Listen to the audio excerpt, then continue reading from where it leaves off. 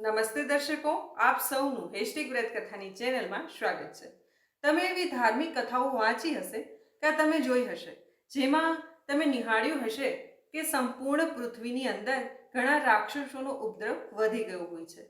ત્યારે બ્રહ્માજી, શિવ અને વિષ્ણુ જેવા સૃષ્ટિના સંચાલક, પાલનહાર ને કંઈ ને કંઈ કરવું પડ્યું હોય. ઇન્દ્રદેવી ઘણા રાક્ષસોનો વધ કર્યો. એમાંથી વૃત્રાસુરનો વધ મહત્વપૂર્ણ માનવામાં આવે છે. આ વૃત્રાસુરનો વધ કરવા માટે કયા શસ્ત્રોનો ઉપયોગ કરવામાં આવ્યો એની માહિતી તમારે મેળવવી હોય તો જુઓ સંપૂર્ણ રીલ્સ. આખી પૃથ્વીમાં વૃત્રાસુર નામના અસુરનો કોપ હતો. એકવાર ઇન્દ્ર વૃત્રાસુરથી દુઃખી થઈ દેવો સાથે વિષ્ણુ પાસે ગયા ને પોતાનું દુઃખ કહ્યું. શ્રી વિષ્ણુ ભગવાને કહ્યું કે નૈમિષારણ્યમાં દધીજી ઋષિ તપ કરે છે, તેમના હાડકા વડે એ અસુરો મરશે.